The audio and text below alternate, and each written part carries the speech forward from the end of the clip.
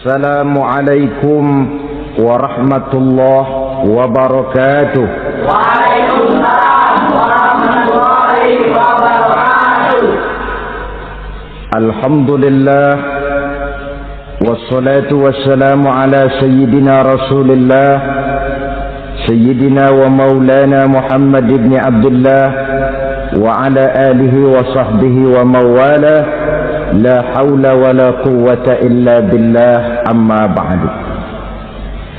Bapak-bapak, ibu-ibu, saudara-saudara kaum muslimin rahimakumullah. Rangka memperingati Maulid Nabi besar Muhammad sallallahu alaihi wasallam.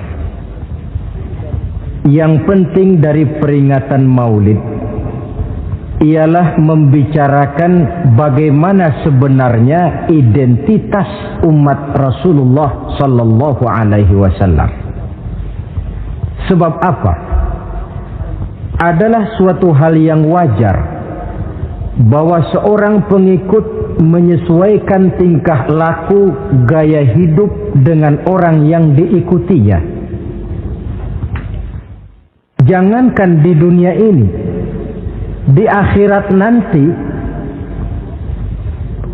identitas ini akan dimintakan pertanggungjan jawab dan akan ditanyakan kepada kita. Sekurang-kurangnya menjadi pengikut rombongan orang besar merupakan suatu nikmat.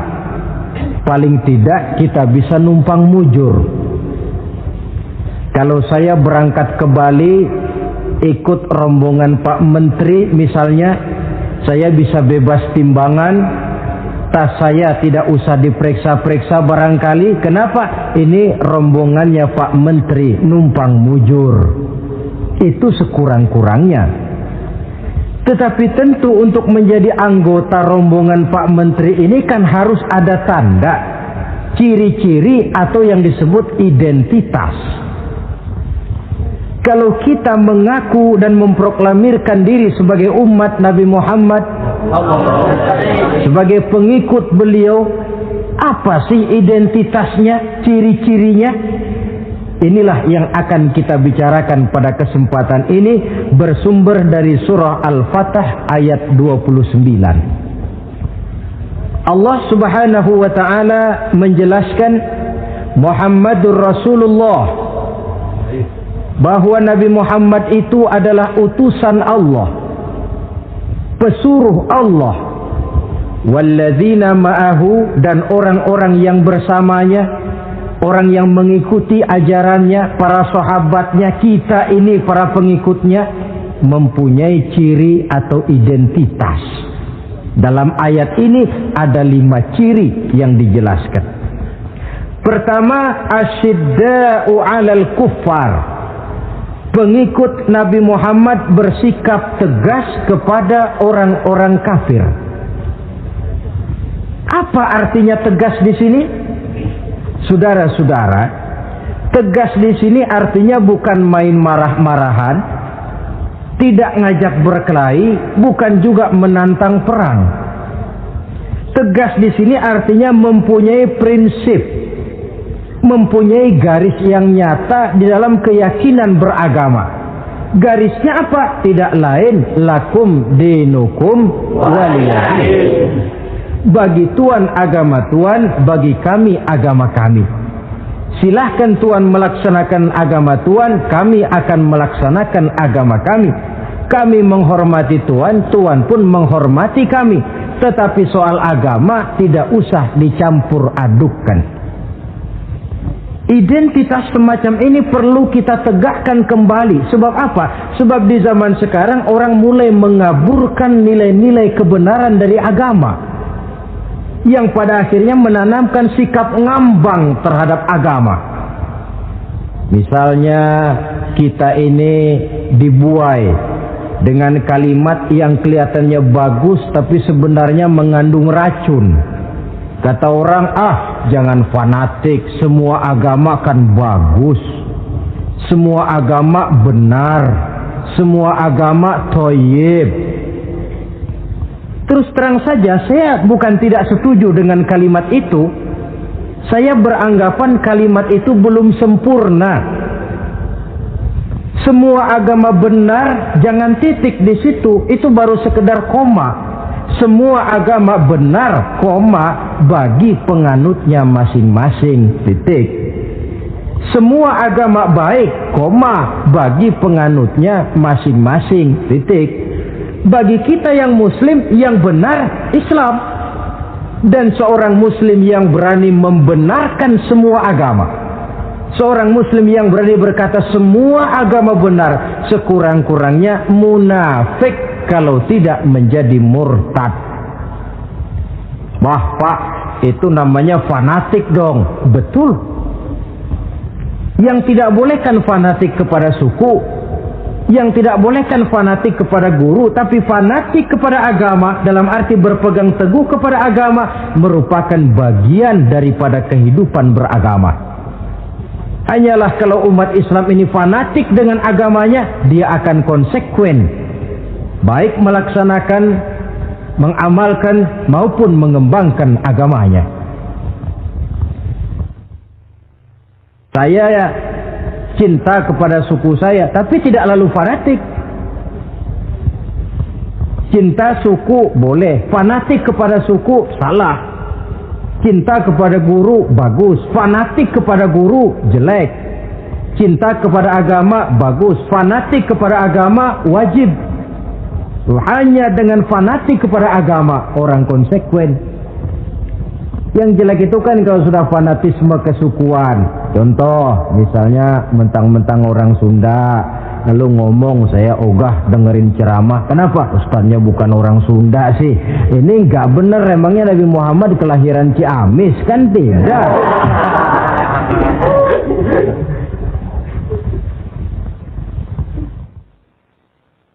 Toleransi ada tempatnya, tetapi tidak menyangkut masalah-masalah ritual, tidak menyangkut masalah-masalah ibadah. Soal bikin jalan umum, mari bersama saudara-saudara kita yang lain agama membangun puskesmas, mari bersama-sama menjaga keamanan, mari sama-sama. Tapi kalau sudah menyangkut masalah ibadah, kembali kita kepada prinsip lakum dinukum waliyadin. Bagi Tuhan silahkan melaksanakan agama Tuhan, kami pun akan melaksanakan agama kami. Silahkan menyebarkan agama, tetapi jangan kepada orang yang sudah beragama. Ini batas toleransi. Jangan menyebarkan agama kepada orang yang sudah beragama. Maka dalam sejarah sudah dibuktikan, alhamdulillah, kalau kita mau objektif menilai sejarah, ketoleransian umat Islam itu sudah dibuktikan oleh fakta sejarah. Tetapi tanpa harus mengorbankan nilai-nilai akidah, keyakinan-keyakinan yang harus kita jaga dan kita pertahankan. Taruhlah kita sekarang masih disanggup berkata dan berpendirian semacam itu. Anak kita, keturunan kita, generasi yang akan datang, jikalau ditanamkan rasa ngambang terhadap agama, lambat laun akan makin tipis nilai-nilai religius itu melekat di dalam jiwanya. Dan akibatnya akan rawan kemajuan macam apapun, modernisasi macam apapun, kalau sudah terlepas dari kaitan kehidupan beragama, tidak akan banyak menolong untuk mensejahterakan umat manusia. Asyidda'u 'alal kuffar, bersikap tegas kepada orang-orang kafir. Ini sikap yang pertama, identitas yang pertama. Yang kedua, ruhama'u bainahum, kasih sayang kepada sesama mereka. Kalau kepada orang kafir tegasnya bukan main, tapi kembali ke dalam, kembali kepada sesama muslim, kasih sayang setengah mati. Saling asah, saling asih, saling asuh, saling mengalah buat kepentingan yang lain. Ini sudah dicontohkan dalam sejarah ketika Rasulullah dan para sahabat hijrah ke Madinah. Orang Madinah yang menyambut kedatangan orang Mekah itu kan disebut Ansor. Betul apa betul? Lah orang Makkah ini yang hijrah ke Madinah disebut kaum muhajirin. Apa orang Madinah menyambut kedatangan orang Mekah itu mentang-mentang orang asli Madinah lalu tolak pinggang? Kamu kemari pendatang ya, awas jangan bertingkah. Tidak. Masing-masing malah mencari saudara. Karena apa? Persaudaraan dalam Islam diikat dengan akidah. Artinya ini dari manapun orang datang, apapun warna kulitnya, bahasa apapun yang dia pakai, jikalau akidahnya sama, dia saudara kita. Hadirin, terus terang saja ya. Banyak orang-orang yang tidak senang kalau melihat umat Islam sampai bersatu. Maka segala macam cara mereka lakukan agar kita jangan bersatu. Terang-terangan menghantam Islam, tidak mungkin orang berani. Kenapa? Saya pikir sebodoh-bodohnya umat Islam dia masih fanatik sama agamanya. Dia masih sanggup bilang, mas gue emang gak sembayang, tapi agama gue lu hina, gue bacok lu. Itu kan positif, fanatisme agama namanya. Maka orang menghantam Islam itu lalu gak berani terang-terangan. Caranya, belajar dari Van der Plas, belajar dari Snokor-Gronya. Mau menghantam Islam, masuk ke tengah-tengah umat Islam. Pakai peci, kalau perlu pakai sorban, pakai sorban. Tidak bisa assalamualaikum, latihan assalamualaikum. Hantam Islam dari dalam.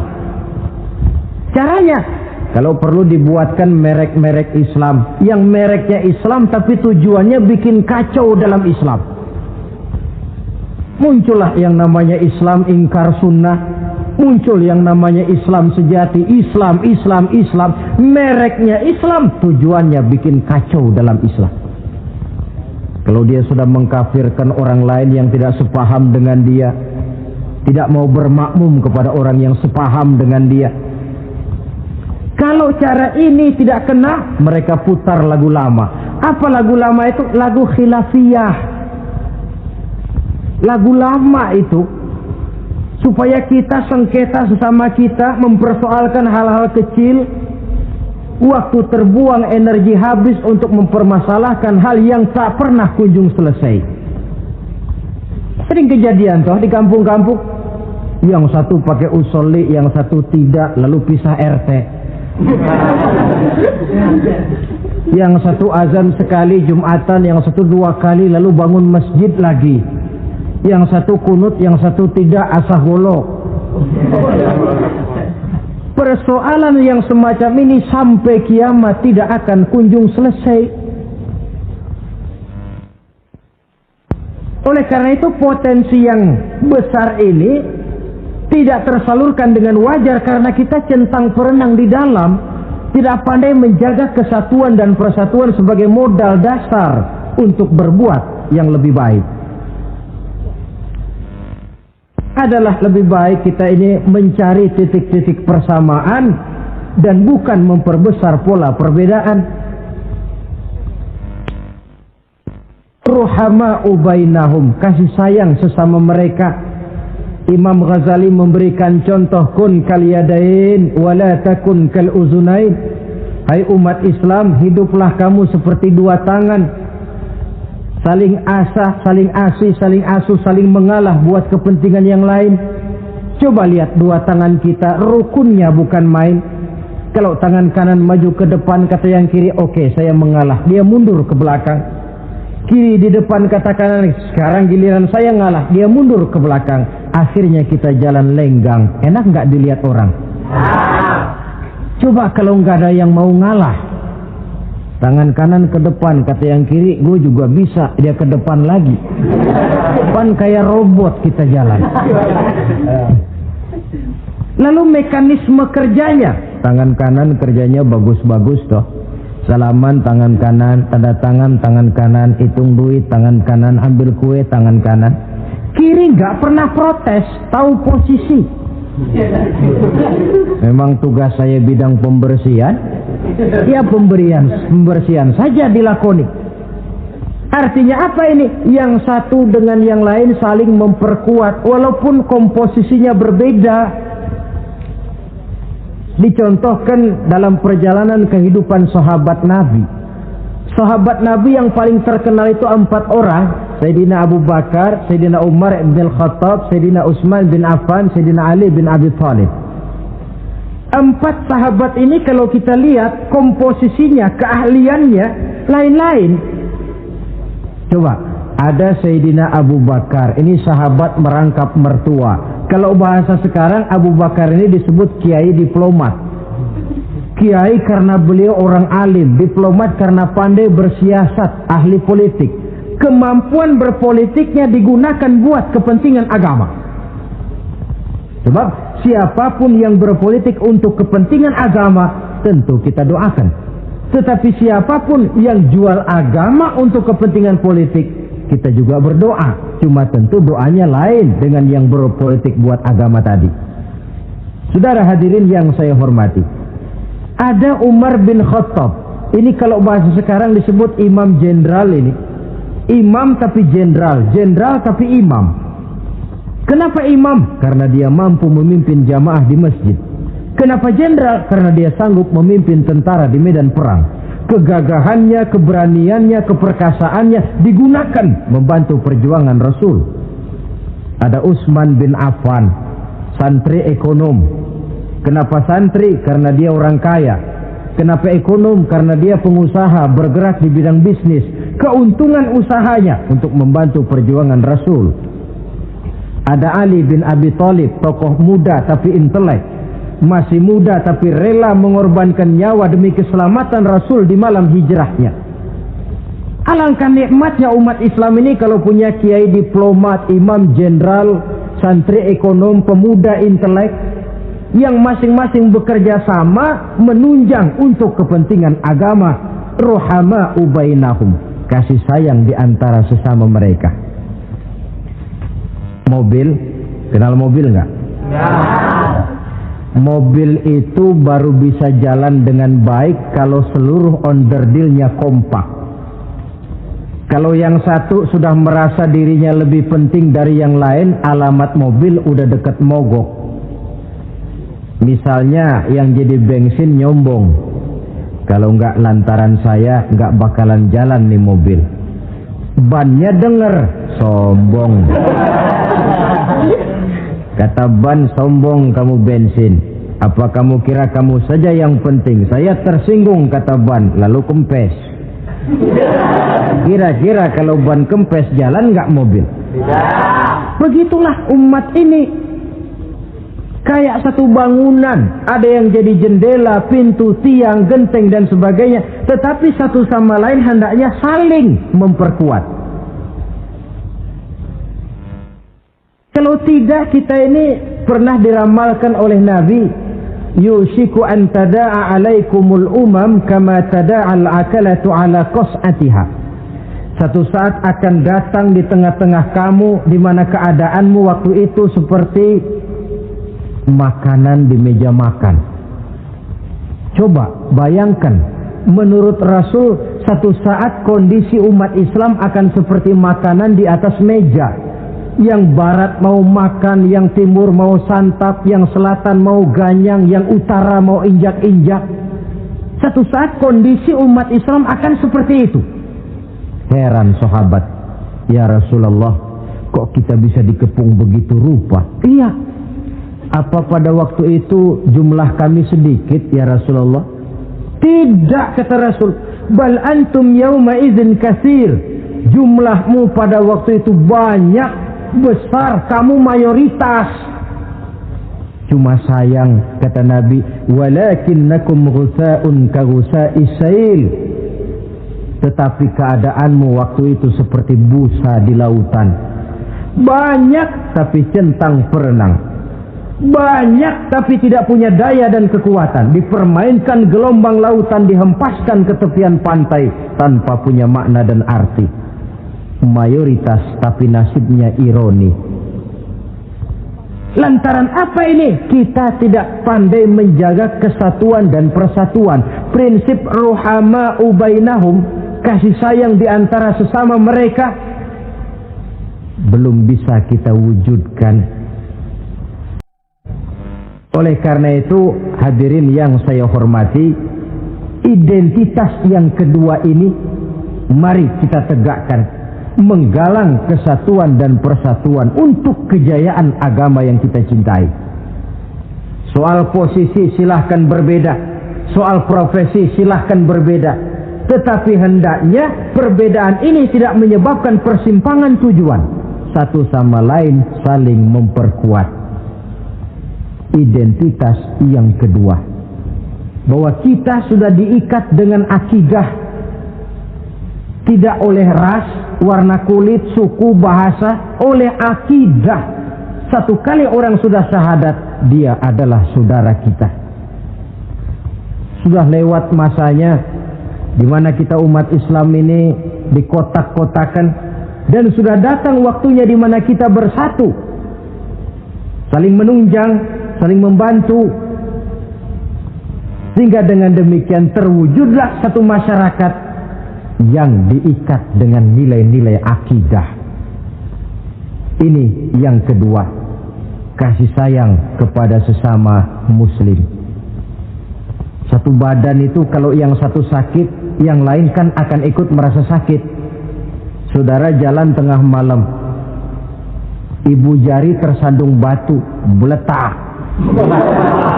Begitu ibu jari tersandung batu, kontan, darah keluar, mulut bilang aduh, kepala ikut pusing, nggak pakai diundang. Solidaritas sosial yang terjadi secara reflektif. Tidak ada ibu jari tersandung mulutnya malah ngomel, rasain lo. Masa nyumpain badan sendiri, kan tidak mungkin. Tapi ini yang terjadi, kita lihat. Akibat apa? Tidak terwujudnya solidaritas sosial yang bersifat refleksif tadi.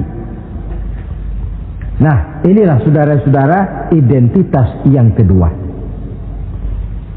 Yang ketiga sekarang, pengikut Nabi Muhammad sallallahu alaihi wasallam itu cirinya yang ketiga, tarahum ruk'an sujjada.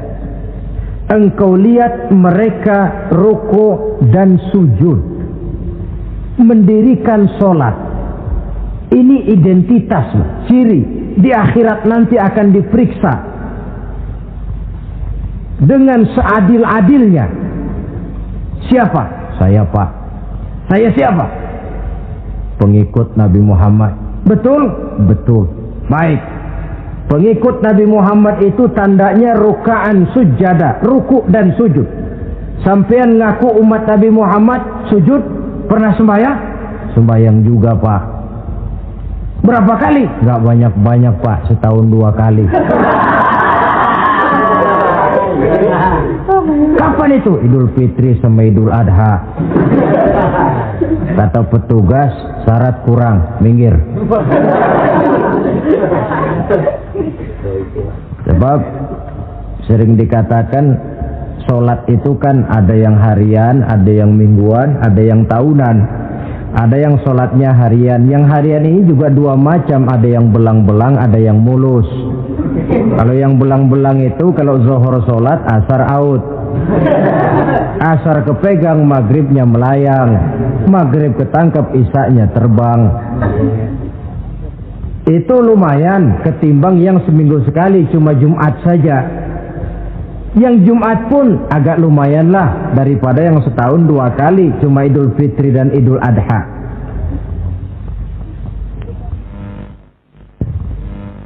Tetapi bagaimanapun juga sholat ini memang merupakan keperluan dalam kehidupan kita. Ciri identitas yang memperkaya kepribadian. Pengikut Nabi orangnya ruku dan sujud. Sehingga di zaman sahabat tadi kondisi mereka digambarkan kalau siang seperti kuda perang, tetapi kalau malam seperti pendeta. Maksudnya apa? Di medan perang mereka gagah, tapi kalau sudah ruku dan sujud bukan main khusyuknya. Ruku dan sujud. Dengan kata lain, ciri pengikut Nabi Muhammad orangnya mendirikan sholat, Nah, masalahnya sekarang apa perlunya sholat dalam kehidupan kita? Yang jelas dia untuk menggembirakan Allah kok. Se-ASEAN orang tidak ada yang sholat, Allah tidak akan berhenti jadi Tuhan. Manfaatnya akan kembali kepada kehidupan. Nah, apa perlunya sholat dalam kehidupan kita? Ada beberapa hal yang bisa kita angkat ke permukaan tentang perlunya sholat ini. Jadi sholat itu perlunya kita, sehingga suatu saat nanti kita tidak lagi berkata saya wajib sholat, tapi kita akan berkata saya perlu sholat. Apa perlunya sholat dalam kehidupan kita? Pertama, sholat itu membuat orang rendah hati, tidak melonjak menjadi angkuh dan sombong. Yang kedua, sholat itu membuat orang tahu diri. Yang ketiga, sholat itu mendatangkan ketenangan jiwa dan ketentraman batin lantaran orang punya sandaran vertikal kepada Allah. Sehingga agama menekankan benar ini bukan cuma untuk kita, tapi juga anak kita, keturunan kita. Sehingga Nabi mengajarkan, ajari didik anak-anakmu sholat pada umur 7 tahun. Kalau umur 10 tahun mereka sudah berani meninggalkan sholat, pukul. Bukan dengan tujuan menyakiti, tapi mendidik anak supaya disiplin dengan sholatnya. Kayaknya kita yang hidup di zaman serba modern ini, soal anak mau sholat atau tidak, kayaknya orang tua itu, kalau istilah anak sekarang, cuek-cuek aja. Jarang yang mengadakan inspeksi, pengecekan anaknya sudah sholat apa belum, lalu sholatnya disiplin apa tidak. Jarang yang memberikan sugesti dan rangsangan supaya anaknya mendirikan sholat. Saya jarang mendengar orang tua muslim yang berkata, nak, kalau kau hafal Fatihah dengan artinya bapak beliin sepatu baru. Nak, kalau kau hafal juz amma, bapak beliin sepeda. Sugesti untuk hal-hal yang bersifat agama sangat langka. Tapi kalau sudah hal-hal yang bersifat umum, wah, nah, kalau kamu lulus nanti SD ya, kita piknik ke Tangkuban Perahu, lulus SMP tur ke Bali, lulus SMA piknik ke Singapura. Rangsangan dan dorongan, baguslah itu. Tetapi alangkah akan lebih bagusnya jika untuk hal-hal yang bersifat agama kita pun sanggup memberikan sugesti, rangsangan dan dorongan kepada anak-anak kita. Sehingga sejak kecil mereka sudah terbiasa dengan sholat. Sejak kecil mereka sudah disiplin dengan sholatnya. Sebab kalau tidak, kayu itu kalau mau dibengkokkan pada saat dia masih kecil. Kalau sudah besar baru mau dibengkokin, repot kayu itu. Membentuk orang soleh itu harus dimulai sedini mungkin. Karena itu salah satu fungsi solat Allah jelaskan, inna sholata tanha 'anil fahsya wal munkar. Bahwa solat yang dikerjakan dengan betul mampu mencegah manusia dari perbuatan yang keji dan munkar. Jadi dengan kata lain, orang yang disiplin dengan sholat, terpeliharalah dirinya dari perbuatan yang keji dan munkar.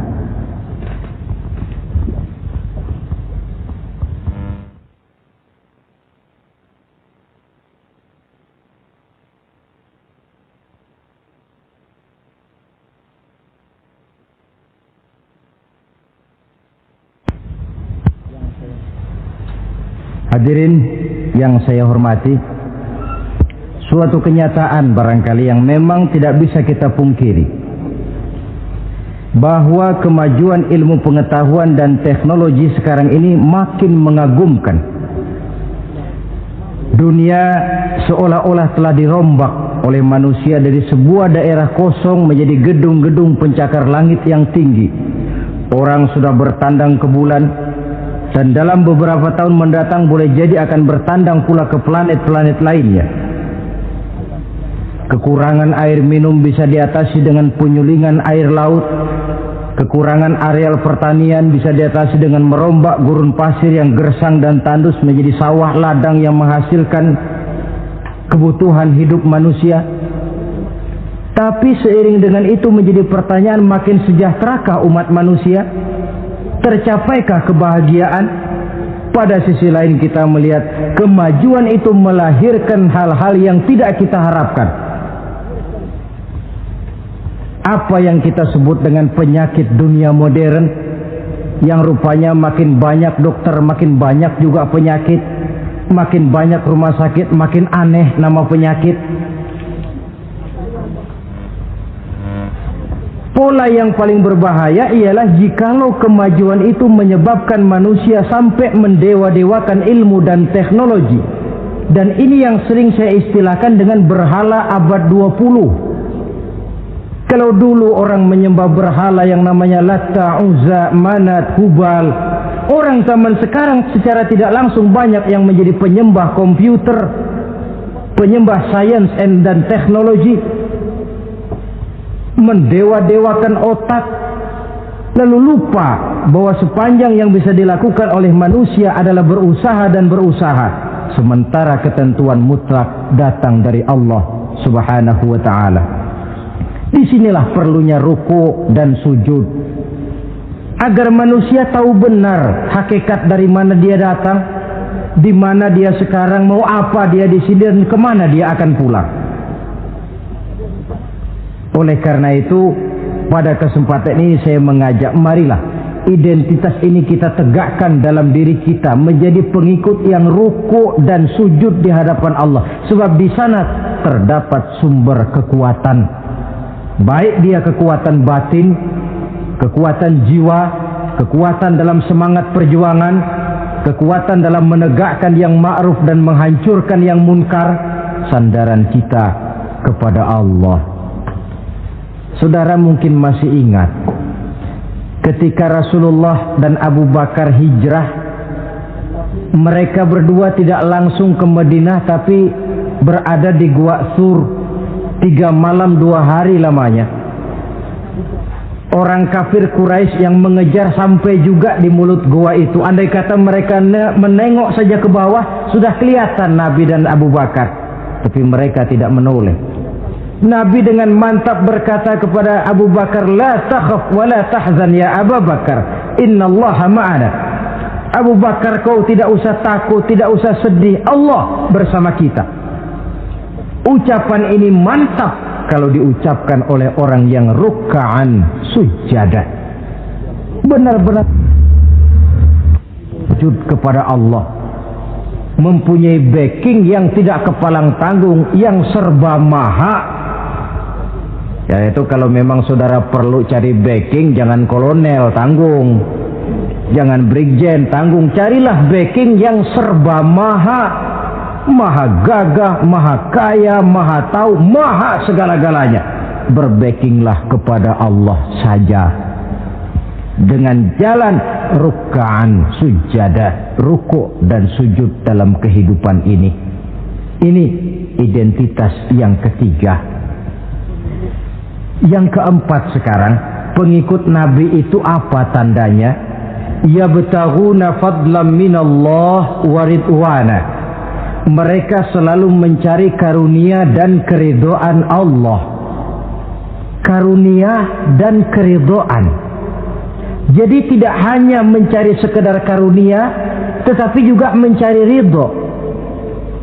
Oleh karena itu seorang pengikut Rasul, di dalam dia berdagang misalnya, dibatasi oleh pertanyaan, cara saya ini Allah ridho apa tidak? Dia cari rezeki, dibatasi oleh pertanyaan, Allah ridho apa tidak? Dia menginginkan jabatan yang tinggi, tapi tetap dalam kerangka pertanyaan, kalau cara ini Allah ridho apa tidak? Sehingga tidak lantas menghalalkan cara apapun halal asal tujuan tercapai, itu kan caranya PKI. Asal tujuan tercapai cara apa saja halal. Seorang muslim pengikut baginda Nabi tidak diajarkan semacam itu. Kenapa perlu mencari keridhaan Allah, karunia yang Allah ridho? Karena apapun yang kita pakai, apapun yang kita makan terutama, Jikalau bersumber dari sesuatu yang Allah tidak ridho, katakan yang haram misalnya, akan mempengaruhi gaya dan gerak hidup kita. Contoh, kata Imam Ghazali, kalau engkau terlalu senang memakan makanan yang haram, dia akan mempengaruhi caramu berpikir sehingga kau akan cenderung berpikir yang haram. Mencari karunia yang Allah ridho, dan hidup itu kalau sudah mendapat ridho Allah, sudah satu kenikmatan yang tidak bisa dibeli dengan nilai materi yang bagaimanapun banyaknya. Karena itu biarlah kita orang mukmin ini di dunia hidup kaya asal Allah ridho saja.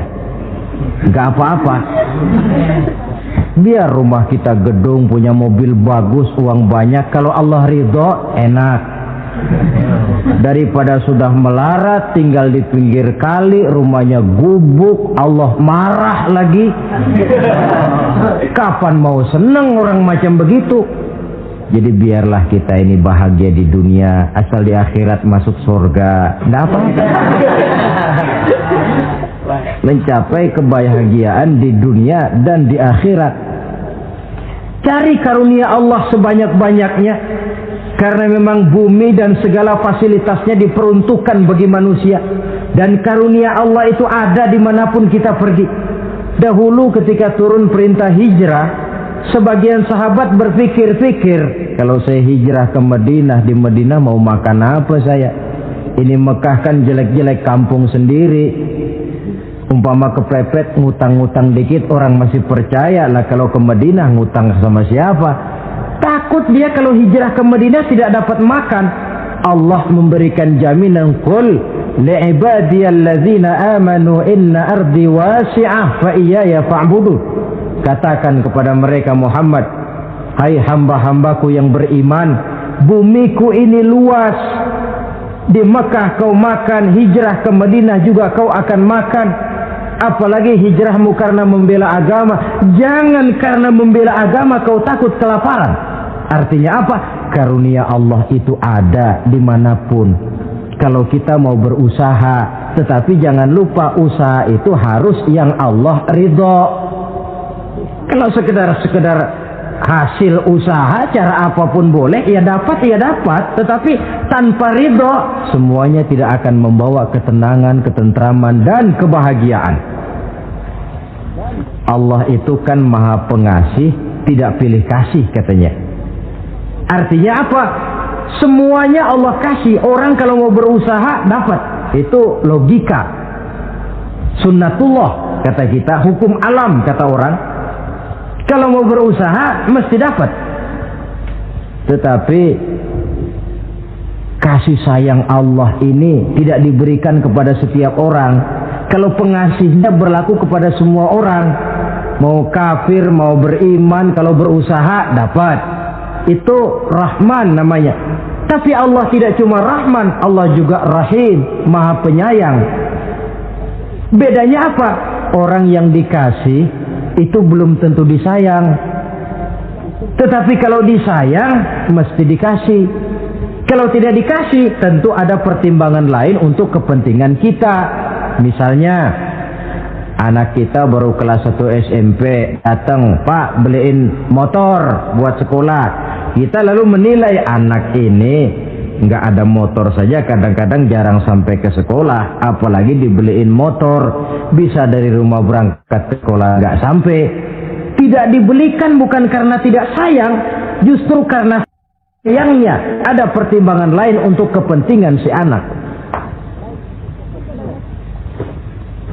Tetapi kadang-kadang anak sendiri berpikirnya lain. Bapak katanya sayang, minta dibeliin motor saja tidak dibelikan. Dia menilai orang tuanya tidak sayang, padahal justru sayangnya lalu tidak dibelikan. Begitulah satu contoh kecil dari keridhaan Allah ini. Jika Allah sudah memberikan ridhonya kepada kita, segala yang kita mau diberikannya. Kalau tidak juga diberikan, tentu ada manfaatnya untuk kemaslahatan kita. Allah maha tahu. Misalnya orang mengeluh, saya akan sembahyang rajin, ngapa rezeki seret bener sih? Apa saya berhenti lagi sholat? Allah lebih tahu. maslahatnya. Barangkali potongan kayak kita ini kalau diberikan rezeki banyak sedikit lalu berhenti ke masjid. Rezeki lu segini aja dah, lu jadi rajin ke masjid. Ada manfaatnya buat kepentingan kita. Mencari karunia yang Allah ridho. Dalam alam yang terbentang luas ini karunia Allah terhampar luas. Tinggal kita mencari, dan untuk mencari itu diperlukan keahlian. Keahlian hanya timbul karena pendidikan. Makin ke depan persaingan hidup makin tajam tanpa membekali diri. Terutama generasi kita yang akan datang, anak-anak kita. Boleh jadi mereka akan tersudut ke pojok-pojok kehidupan untuk kemudian lebih banyak jadi penonton daripada sekedar pemain. Dan kerugian akan kembali kepada kita. Karena itu cari karunia Allah sebanyak-banyaknya, tapi dengan garis bawah yang Allah ridho. Sekali lagi, carilah karunia Allah sebanyak-banyaknya dalam kehidupan ini, tetapi dengan menggarisbawahi yang Allah ridho. Inilah identitas yang keempat. Yang kelima sekarang, identitas yang terakhir, simahum fi wujuhihim min atharis sujud. Di muka mereka ada tanda bekas sujud. Ini pengikut Rasulullah sallallahu alaihi wasallam. Bekas sujud, iya. Apa bekas sujud itu? Apa jidatnya hitam kebanyakan sujud? Mungkin. Karena rajin sujud lalu berbekas. Boleh jadi, tapi soal hitam di jidat sih gampang digosok-gosok. Yang terpenting asarus sujud di sini dalam bentuk sikap mental. Apa sikap mental yang saya maksud? Orang yang rajin sujud itu lalu membekas dalam kehidupannya pengaruh sujud. Apa pengaruh sujud? Karena rajin sujud timbul ikhlasnya. Sudah berbuat, yang penting itu Allah. Orang lain mau tahu atau tidak, orang lain mau puji atau tidak, yang penting Allah. Sebab kalau sudah dia usolli fardal maghribi Allahu Akbar, dia tinggalkan dunia dan seluruh isinya. Naik dia menghadap Allah. Selamat tinggal sebentar dunia, nanti saya balik lagi. Yang ada cuma dia dan Allah dalam dialog langsung. Timbul keikhlasan, terjemahannya dalam kehidupan. Berbuat tanpa pamrih, tidak suka menepuk jasa dan menghitung jasa. Sebab biasa orang itu kalau sedang perang tidak sempat ngaku jadi pahlawan, tapi kalau perang sudah selesai nggak kenal bedil ngaku pahlawan. Kalau perang sedang berkecamuk, jarang yang mengaku pahlawan. Kalau sudah perang selesai, masing-masing nepuk dada. Seorang yang ikhlas, seorang yang berbuat tanpa pamrih, dan ini pengaruh sujud dalam kehidupan. Lalu apalagi timbul jujurnya. Kenapa? Kalau dia sholat zuhur 4 rakaat, lalu umpama selesai 3 rakaat dia salam, orang lain tentu tidak tahu dia korupsi 1 rakaat. Tapi kenapa tidak dia lakukan? Ada Allah sih yang tahu. Timbul kejujuran, disiplin murni yang berakar dari hatinya sendiri. Lalu apa lagi? Kesabaran. Dilatih lewat sholat. Kalau belum selesai 4 rakaat, jangan berhenti sholat isya umpamanya. Dan banyak lagi pengaruh-pengaruh asarus sujud. Ini di dunia. Di akhirat nanti kata Nabi, inna ummati ya'tuna yaumal qiyamah ghurran muhajjalin min asaril wudu. Umatku di hari kiamat nanti akan datang menghadap Allah dengan muka berseri-seri dari sebab air wudu. Mukanya bersinar-sinar karena di dunia rajin wudu. Sehingga barangkali di akhirat nggak perlu ngaku-ngaku kita. Ya Rasulullah, saya umatmu, tidak perlu. Rasulullah lihat sendiri, wah ini mukanya bersinar-sinar. Ta'ali ummati, umatku sini, umatku sini. Kalau di dunia rajin kena air wudu. Ya rajin wudu artinya kan rajin sholat. Masa ada orang wudu aja nggak sholat, kan model. Kalau muka tidak pernah tersentuh wudu, kalau muka tidak pernah sujud, Teriak-teriak kita mengaku, ya Rasulullah, saya umatmu ya Rasulullah. Kata Rasulullah, nggak ada umat saya yang dekil kayak sampean.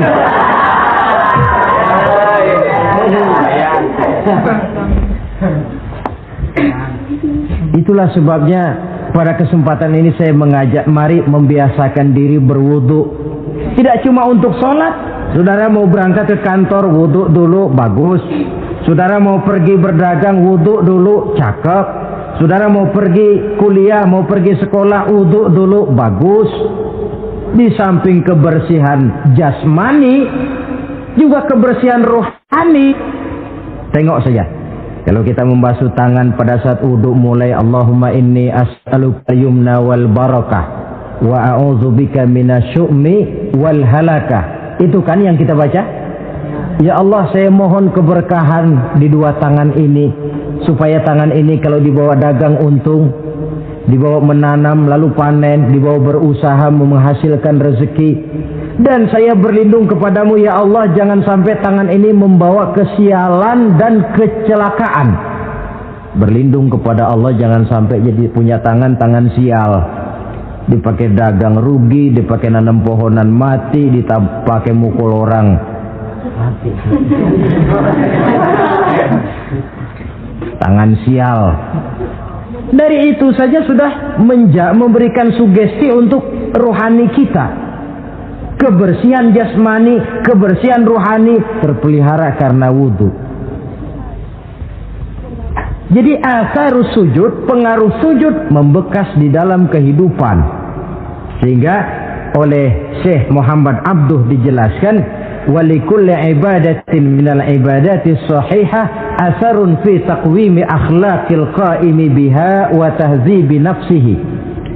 Setiap ibadah yang dikerjakan dengan betul pasti mempunyai pengaruh yang nyata dalam meluruskan moral akhlak orang yang melaksanakan ibadah itu sendiri. Jadi sujud kita betul apa tidak? Lihat saja pengaruhnya dalam kehidupan kita. Sholat kita sudah betul apa tidak? Lihat saja pengaruhnya dalam kehidupan kita. Kalau sujud ya sujud, tapi judi jalan juga, nah, sujudnya belum betul. Waktunya sholat ya sholat, waktunya mabuk, sholatnya belum betul. Waktunya ruku ya ruku, giliran nyolong, sholatnya belum betul. Sebab sholat yang dikerjakan dengan betul, sujud yang dikerjakan yang punya pengaruh nyata dalam kehidupan, kelihatan bekasnya dari tingkah laku dan gerak kita di dalam menelusuri kegiatan hidup ini. Maaf, dengan sedikit pahit barangkali kita memang harus berkata, masih banyak di antara kita umat Islam ini yang melaksanakan ibadah hanya dengan prinsip asal sekedar gugur kewajiban. Perkara ada pengaruhnya atau tidak dalam diri kita, kita malas untuk mengadakan evaluasi. Akibatnya ibadah yang kita kerjakan tidak mempunyai pengaruh dalam membentuk kepribadian kita. Orang yang mengucapkan syahadat ada pengaruh dalam jiwanya. Orang yang mendirikan sholat ada pengaruh dalam membentuk kepribadiannya. Orang yang melaksanakan puasa ada pengaruh dalam perkembangan jiwanya. Orang yang mengeluarkan zakat ada pengaruhnya dalam mengelola hartanya. Orang yang melaksanakan ibadah haji ada perubahan dalam kegiatan hidupnya. Dari yang negatif kepada yang positif tentunya. Simahum fi wujuhihim min athari sujud. Di muka mereka, di muka pengikut Rasulullah ini ada tanda pengaruh bekas sujud. Karena rajinnya dia melaksanakan sujud di dalam kehidupan ini. Nampak pengaruh yang nyata di dalam kehidupannya, dalam gerak dan tingkah lakunya. Saudara hadirin, ma'asyiral muslimin rahimakumullah. Inilah 5 identitas yang harus kita tegakkan jikalau kita mau jadi umat yang konsekuen. Tidak sekedar bangga-banggaan menyandang titel umat Nabi, apalagi konon mengharapkan syafaatnya di akhirat nanti, padahal sebagai pengikut kita tidak menyesuaikan diri dengan yang kita ikuti. bagaimana mau mengharapkan fasilitas yang namanya syafaat? Bahwa syafaat pertolongan Rasul itu ada, tetapi fungsinya kan ibarat orang punya kain, syafaat itu nambel. Saudara punya kain, sobek-sobek sedikit, ditambel oleh yang namanya syafaat. Sholat kurang sedikit, ditambel oleh syafaat. Sodakoh ada campur riak sedikit, tidak karena Allah sedikit, syafaat. Jadi kalau punya kain sobek ada syafaat. Lah kalau kainnya tidak punya, yang mau ditambel apanya? Sholat tidak, puasa tidak, di akhirat aman dah dapat syafaat. Tentu terlalu berlebihan, terlalu optimis mengharapkan sesuatu yang kita memang tidak punya modal dasar untuk memperolehnya. Baiklah ya, kesimpulan. Pertama, sebagai pengikut kita harus menyesuaikan diri dengan yang kita ikuti. Identitas. Suatu umat hanya akan berwibawa, hanya akan dihitung dan dipandang orang kalau dia tegak dengan identitasnya. Kalau macan sudah kehilangan sifat galaknya, orang tidak takut lagi kepada macan. Dan kalau kambing sudah kehilangan sifat jinaknya, banyak orang takut miara kambing. Kalau umat Islam sudah kehilangan identitasnya, dia akan menjadi umat yang kehilangan wibawa dan tidak pernah ditakuti oleh musuh-musuhnya. Seenaknya saja orang mengacak-acak kehidupan kita sebagai umat kalau tidak punya identitas. Yang kedua, kesimpulan yang kedua, identitas itu bisa kita ringkaskan. Pertama, tegak dengan keyakinan inna dina indallahil Islam. Menumbuhkan fanatisme agama dalam arti berpegang teguh kepada agama. Menempatkan toleransi pada tempatnya yang wajar. Tidak mencampur adukan semua agama. Tegas di dalam mempertahankan akidah. Kemudian yang ketiga, perlu menegakkan solidaritas sosial yang bersifat reflektif untuk menegakkan wibawa kita sebagai umat, supaya potensi dari umat yang mayoritas ini dimanfaatkan oleh umat itu sendiri. Kalau tidak, kita cuma akan menang jumlah saja, menang bilangan, kuantitas yang tanpa kualitas. Dan kalau ini yang terjadi, nasib kita akan seperti buih di lautan. Banyak, tapi kata orang kampung cuma menang geroyokan. Tidak punya daya dan kekuatan, dicampakkan orang ke kiri dan ke kanan, hanyut oleh arus. Bukan menciptakan arus, tapi malah hanyut oleh arus. Bukan menciptakan model, tapi malah mengikuti model. Bukan menciptakan irama tersendiri, malah diatur oleh irama orang lain. Ini yang menyebabkan ironi. Tegaklah dengan kesatuan dan persatuan, dengan lebih memperbanyak mencari titik-titik persamaan dan bukan memperbesar titik-titik perbedaan. Yang keempat, rukuk dan sujud sebagai sandaran vertikal kepada Allah. Selama kita umat ini masih rajin rukuk dan sujud, selama itu pula nilai optimisme masih ada dalam jiwa dan diri kita. Ya Allah, persilahkan orang memperlakukan kami sesuka hatinya, tapi kami yakin ya Allah, Engkau tidak akan mendiamkan. Satu saat pertolonganmu mesti datang. Itu akan mantap kita ucapkan kalau kita melaksanakan rukuk dan sujud. Tertimpa tangga, jatuhnya sakit, ketimpa tangga lagi, musibah yang beruntun. Rukuk dan sujud sebagai sandaran vertikal. Yang kelima, karunia Allah dan keredoan Allah jangan dipisah. Cari karunia sebanyak-banyaknya, tetapi dalam batas-batas yang diridhoi Allah. Sebab kalau tidak, karunia itu akan makin membuat kita jauh dari Allah. Ilmu karunia itu. Tapi kalau tidak dari Allah, Nabi ingatkan, man izdada ilman wa lam yazdad huda lam yazdad minallahi illa bu'da. Orang yang bertambah ilmu tapi tidak bertambah hidayah, dia hanya akan semakin jauh dari Allah.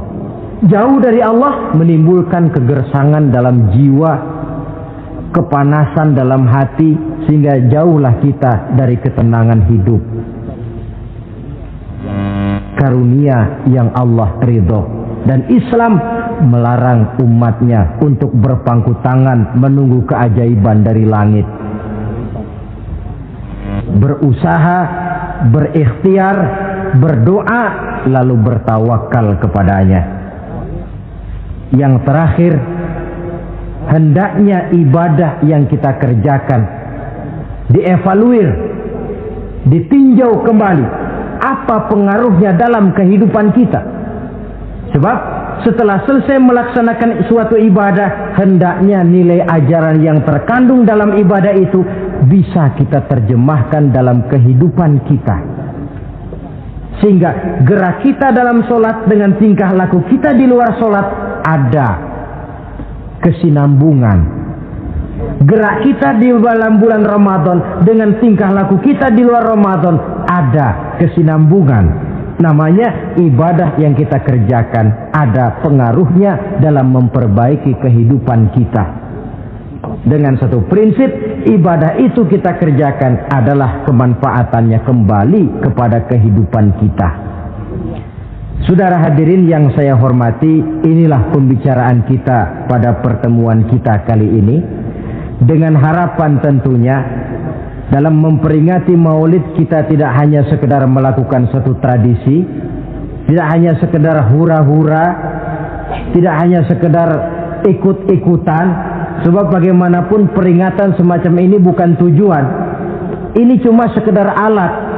Kalau peringatannya yang jadi tujuan, selesai memperingati, selesai sudah. Kayak saudara tujuannya mau ke Bogor. Kira-kira kalau sudah sampai Bogor pulang lagi enggak? Pulang. Kenapa? Tujuan sudah tercapai. Tujuannya cuma memperingati Maulid. Sudah selesai. Ya sudah selesai segala-galanya. Yang tidak sholat kembali tidak sholat, yang teler kembali teler. Pokoknya kan udah Maulid. Itu kalau dijadikan tujuan. Maulid sekali lagi bukan tujuan, cuma sekedar alat. Tujuan kita diantaranya mencari identitas, menyesuaikan diri sebagai seorang pengikut dengan Rasulullah yang kita ikuti itu. Inilah pembicaraan kita kali ini. Mudah-mudahan 5 identitas ini Allah berikan kekuatan untuk bisa kita tegakkan dalam diri kita masing-masing, sehingga kebanggaan sebagai pengikut Nabi dibuktikan dengan amal perbuatan kita. Terima kasih banyak atas segala perhatian. Mohon maaf atas segala kekurangan. Usikum wa iyaya bitaqwallah. Wassalamualaikum warahmatullahi wabarakatuh. Waalaikumsalam warahmatullahi wabarakatuh.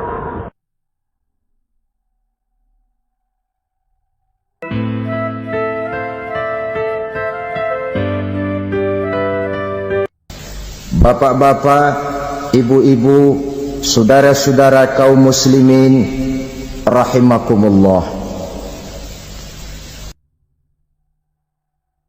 Murai di dahan dan kokok ayam di kandang. Dunia ini penuh dengan berbagai macam kesibukan. Sejak dari petani yang turun ke ladang, pedagang yang berangkat ke pasar, pelajar yang menuju sekolah, sampai kepada pegawai yang berangkat ke kantor, seluruhnya tidak lain untuk mencari sesuatu yang bernama bahagia. Setiap orang menginginkan kebahagiaan, dan tidak seorang pun menginginkan kesengsaraan dalam kehidupan ini.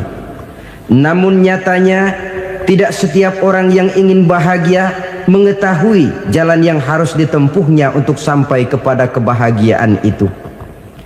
Maka pada kesempatan pertemuan kali ini saya ingin menyampaikan sebuah hadis dari junjungan kita baginda Nabi besar Muhammad sallallahu alaihi wasallam yang termuat dalam kitab Mukhtarul Ahadits An-Nabawiyah, di mana beliau bersabda, arba'un min sa'adatil mar'i.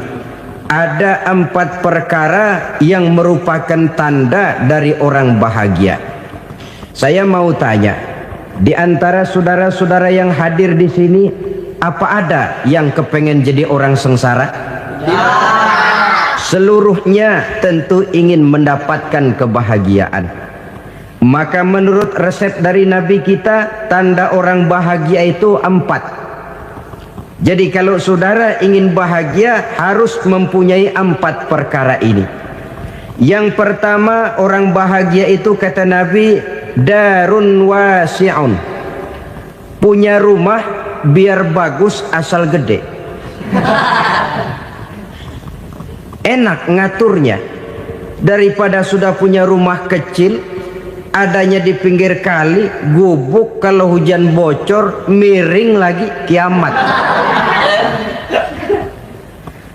Loh, kalau gitu Islam materialis dong. Hadis ini boleh diartikan dengan makna hakiki, arti yang sebenarnya. Boleh diartikan dengan makna majazi, arti kiasan. Kalau dia diartikan dengan arti kias, maka yang dimaksud darun wasi'un ay qalbun wasi'un. Rumah yang luas tidak lain daripada hati yang lapang. Karena di situ kunci kebahagiaan yang sebenarnya. Walaupun kita cuma tinggal di petak berukuran 2 kali 3 meter, kalau hati kita luas rasanya rumah itu. Tapi biar rumah kita halamannya saja puluhan ribu hektar, ada kolam renangnya, kamar tidurnya tidak lagi terhitung. Kalau hati yang menempati rumah itu sempit, maka akan terasa sempit jugalah rumah itu. Tempat bergantungnya tidak lain adalah hati. Marilah kita mencoba melihat berbagai pandangan orang tentang bahagia ini. Ada orang menyangka bahwa bahagia itu kalau dia mendapatkan harta yang sebanyak-banyaknya. Siapa yang banyak harta, dialah raja. Apa yang dia mau, seluruhnya bisa dibeli. Keamanannya, dia bisa menyewa petugas. Seluruh fasilitas untuk menyenangkan kehidupannya bisa dibeli. Pendeknya, hartalah segala-galanya dalam kehidupan. Sampai ada pepatah mengatakan, innad darahima fil amakini kulliha taksur rijala mahabatan wa jalala. Sesungguhnya harta, dinar, dirham, uang di mana-mana selalu bikin hebat orang yang memilikinya. Coba lihat, orang yang punya duit sama yang enggak punya duit, jangan gaya hidupnya, gaya jalannya aja lain. Wahia lisanun liman arada fasahatan, wahia silahun liman arada qitala. Uang adalah senjata yang paling ampuh bagi orang yang mau pergi perang, dan lidah yang paling fasih bagi orang yang mau bicara. Kalau bicara dengan lidah macet, cobalah bicara dengan harta, lancar. Sampai ada pepatah demikian, segalanya bisa diatur dengan harta. Maka di kalangan orang yang berpandangan semacam itu, seluruh kegiatan hidupnya hanya terfokus kepada bagaimana mengumpulkan harta yang sebanyak-banyaknya. Tidak peduli halal haram, tidak kenal sore pagi siang dan malam, tidak sempat sujud, jauh dari agama, jauh dari kehidupan yang bersifat ruhaniyah, jauh dari Allah dan sebagainya. Sampai dalam Al-Quran dikelompokkan dalam kelompok yang dinamakan lumazah. Allazi jama'a malahu wa addadah yahsabu anna malahu akhladah. Mereka mengumpul-ngumpulkan harta sebanyak-banyaknya dan menyangka bahwa harta yang banyak itu dapat mengekalkan hidupnya, mengekalkan kekayaannya, mengekalkan kebahagiaannya. Saudara hadirin yang berbahagia, kalau pandangan hidup ini benar, artinya kalau harta memang merupakan satu-satunya hal yang dapat membuat orang bahagia, tentu di rumah mewah tidak akan pernah ada tangis derita. Tentu di satu tempat di mana fasilitas hidup serba menunjang, tidak ada yang namanya penderitaan. Tapi suka dan duka, sedih dan gembira, senyum dan tawa adalah milik setiap orang, baik dia punya harta maupun dia tidak punya harta. Nyatalah bahwa harta semata-mata bukan merupakan jaminan bahwa orang akan bahagia. Walaupun tanpa harta orang sulit untuk bahagia. Saya mau cerita, ada orang super kaya. Namanya Aristotle Onesius, Raja Tanker Yunani. Dia punya kapal tanker saja konon sampai 11 banyaknya. Punya perusahaan penerbangan yang disebut Olympic Airlines. Punya hotel di berbagai kota besar di dunia ini, sejak dari New York, London, Paris, Rome dan sebagainya. Bahkan punya pulau yang dia namakan Pulau Scorpio. Ini kan namanya sudah kaya nggak tanggung-tanggung, punya pulau. Nah, dia punya 2 orang anak, yang satu laki-laki namanya Alexander, yang satu perempuan namanya Maria Onesius. Seluruh harapannya tertumpah kepada anak lakinya Alexander ini, yang akan meneruskan usahanya, meneruskan kekayaannya, meneruskan dinastinya. Apa yang terjadi? Ternyata anak yang dia harapkan yang bernama Alexander ini mati muda dalam kecelakaan pada waktu dia olahraga.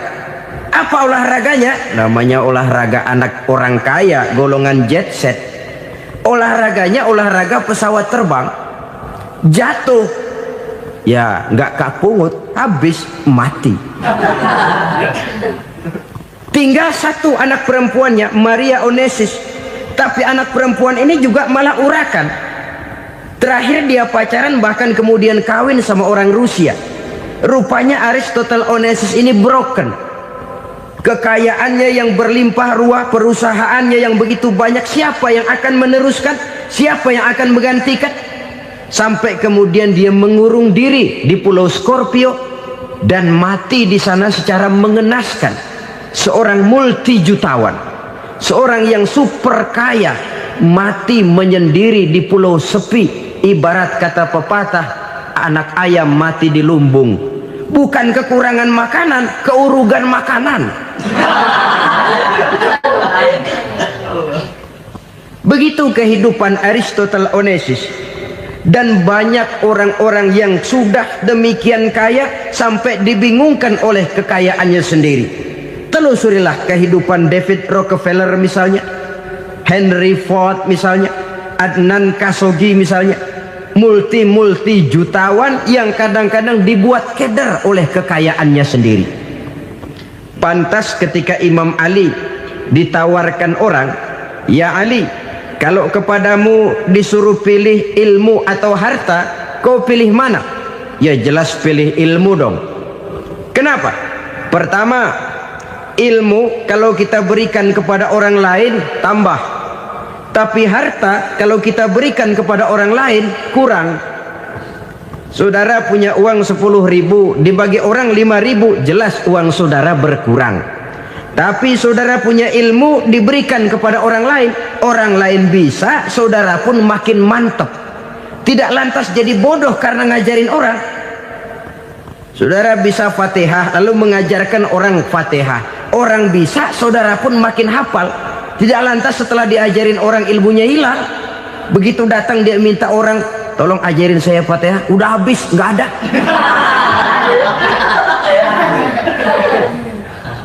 Yang kedua kata Imam Ali, ilmu menjaga kita. Kalau harta kita yang harus jaga. Makin banyak ilmu makin terpelihara diri seharusnya. Tetapi makin banyak harta makin bingung kita jaganya. Sampai kadang-kadang kalau perlu seluruh keliling rumah dipasangi alarm. Belum cukup disewakan anjing besar-besar, pasang di depan pintu, awas anjing galak. Masih belum cukup juga, cari centeng tukang-tukang kepruk jaga rumah. Masih terasa belum aman, padahal rumahnya dikelilingi tembok besar. Di balik tembok ada pintu-pintunya tebal. Di balik pintu itu terbuka, masuk kamar, kamar pun ada pintunya, pintunya pun kuat. Masuk ke dalam kamar ada lemari, lemarinya pun pintunya kuat, dikunci, kuncinya pun kuat. Tapi terhadap seluruhnya yang timbul cuma sekedar was-was saja. Kesimpulannya sekali lagi, tanpa harta orang memang sulit untuk bahagia. Tapi harta semata-mata tidak merupakan jaminan orang akan bahagia. Dengan hati yang luas, itu modal utama untuk mencapai kebahagiaan hidup. Orang yang hatinya luas, saudara-saudara, punya hati yang lapang, melihat kenyataan hidup ini, dia bersyukur senantiasa kepada Allah. Lantas tidak timbul hasud dan iri hatinya. Oleh karena itu jiwanya selalu lapang. Kalau tidak, cupik hati namanya, dangkal pandangan, tidak senang melihat orang lain dapat nikmat, dan itu sering dijadikan contoh. Kalau orang yang lapang dada, dia lihat tetangganya beli TV baru, dia berkata, alhamdulillah ya, tetangga kita beli TV, mudah-mudahan kita bisa ikut nonton. Lapang dadanya. Tapi orang yang sempit hati, lihat tetangga beli televisi, meriang. Enggak diapa-apain, meriang. Besoknya dengar tetangga beli motor, makin sakit, ke rumah sakit. Lalu di rumah sakit dengar tetangganya beli mobil, mati. Disiksa oleh perasaannya sendiri. Orang kalau hati sudah sempit dalam hidup, kemanapun dia pergi, sempit rasanya medan kehidupannya.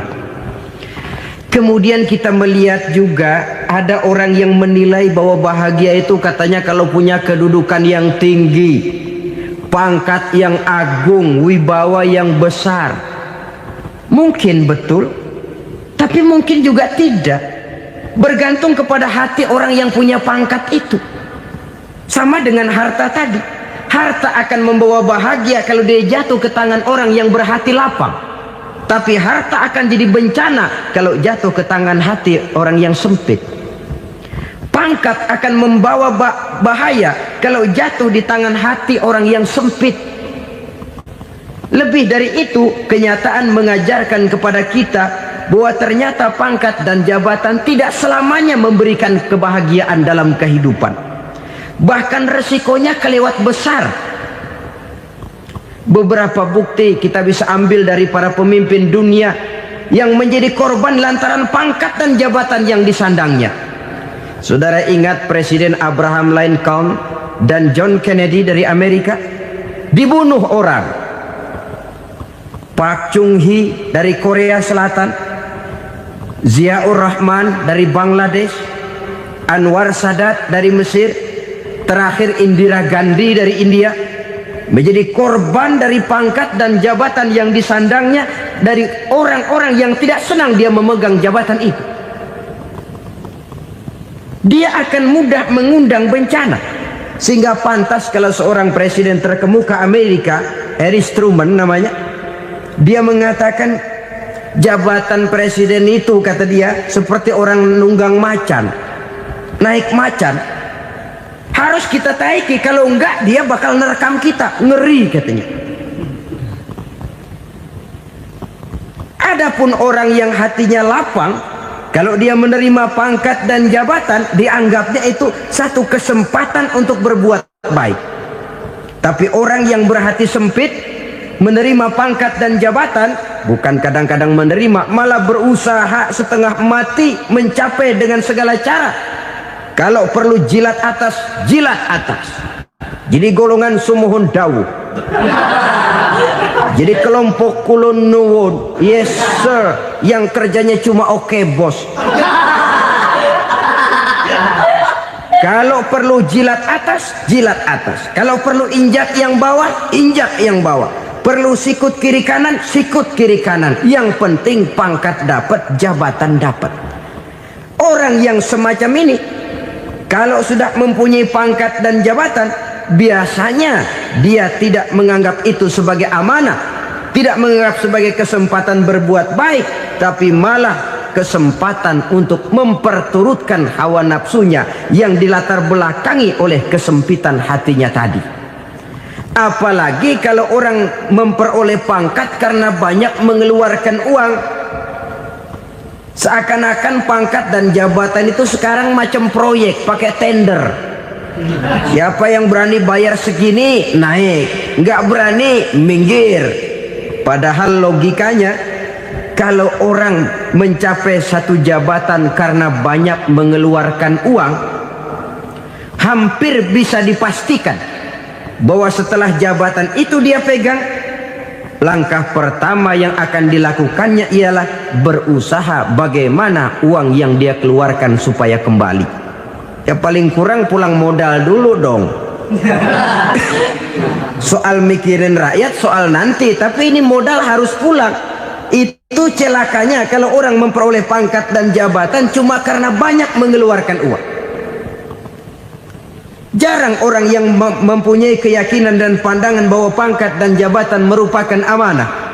Jadi sekali lagi, pangkat dan jabatan mungkin saja membawa kebahagiaan kalau jatuh ke tangan orang yang berhati lapang. Tapi bisa jadi bencana kalau dia jatuh ke tangan orang yang mempunyai hati yang sempit. Dan lagi-lagi stresnya hati yang lapang. Lalu sebagian orang, saudara, ada yang berpandangan katanya bahagia itu kalau jadi orang terkenal, mempunyai popularitas, menjadi idola di kalangan remaja, di kalangan orang tua, di segala lapisan masyarakat. Padahal makin populer orang makin terikat dia. Ya kalau macam kita ini kan nggak punya nama, nggak populer, tengah malam buta mau nongkrong di warung Tegal aman. Tapi pangkat, jabatan, kedudukan, popularitas menyebabkan kita diikat dengan berbagai macam peraturan. Cuma mandi sama ke WC saja yang nggak dikawal.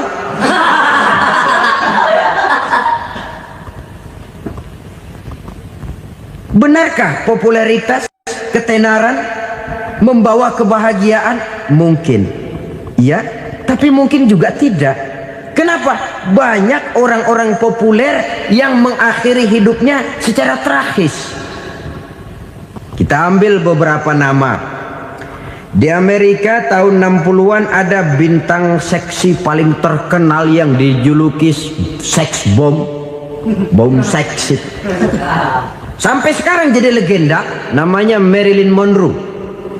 Singkatan dobelnya itu inisialnya MM, Marilyn Monroe. Terkenal, top, sampai dia mati tahun 62. Namanya sekarang masih saja dibicarakan orang. Kenapa dia bunuh diri? Tidak punya hartakah dia? Banyak. Kurang populerkah dia? Seluruh dunia mengenalnya. Sejak rakyat kecil sampai pejabat tinggi dia punya hubungan. Kenapa? Jenuh. Dia terlahir dalam keadaan yatim. Setelah itu tidak lama dia berangkat remaja, ibunya meninggal. Pindah dari wanita asuh ke wanita asuh sampai 12 orang ibu angkatnya.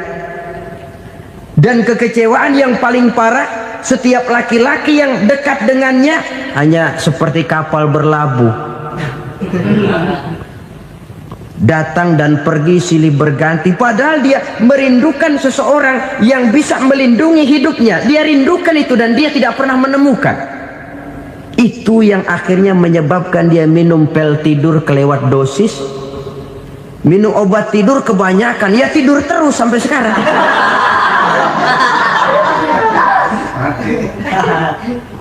Dia mengakui, saya telah memiliki ketenaran, tapi saya tidak pernah hidup dalam ketenaran itu. Saya pandai main sandiwara, tapi saya ingin hidup dalam alam yang real sebagaimana umumnya orang. Itu yang dia rindukan. Menyusul jejak yang namanya Marilyn Monroe ini, Billie Holiday, saudara kenal tentu, di rumah sakit dirawat. Dia juga minum obat overdosis, mati lagi. Jimi Hendrix minum obat tidur overdosis kelewat batas, mati lagi. Lalu yang menghanyutkan diri di danau, Janis Joplin dan Brian Jones.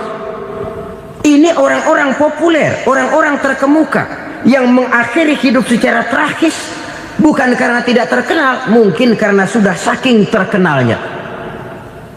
Contoh paling belakangan, Bruce Lee. Wah, ini tukang-tukang keprok tentu kenal siapa dia. Sampai sekarang pun tabir kematiannya masih merupakan misteri. Dan yang masih hidup juga menunjukkan gejala yang aneh. Michael Jackson, rumahnya di Beverly Hills itu dijaga sedemikian rupa, dan dia selalu curiga kepada setiap makanan harus steril, bersih dari segala macam kimia. Kemana dia pergi, itu tukang-tukang keprok sudah selalu menjaga dan mengawal, dan dia seakan takut menunjukkan mukanya yang asli. Hingga kalau tampil ke tengah di luar show, dia kadang memakai pakaian yang tidak menunjukkan dia yang sebenarnya, takut dikenali orang. Ternyata popularitas sering jadi momok yang meracuni kehidupan manusia. Oleh karena itu, benarlah junjungan kita pada saat beliau mengajarkan orang akan bahagia kalau dia mempunyai hati yang lapang. Nah, sekarang masalahnya untuk mendapatkan hati yang lapang, caranya bagaimana? Kita kembali kepada konsep Quran. Allah mengajarkan, ala inna bidzikrillahi tatmainnul qulub. Ketahuilah bahwa dengan banyak mengingat Allah, hati akan tenang, jiwa akan lapang. Dengan kata lain, dekat dengan agama, merasakan kehadiran Allah dekat dalam hidup, itu muara pertama untuk mencapai hati yang lapang.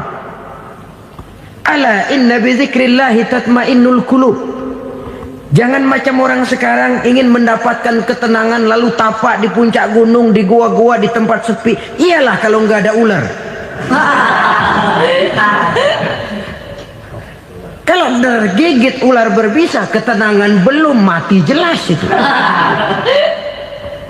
Islam positif untuk mendapatkan ketenangan. Ala inna bizikrillahi tatmainnul qulubi.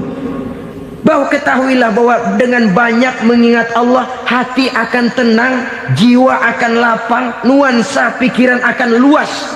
Karena yang namanya bahagia ada dimanapun manusia berada.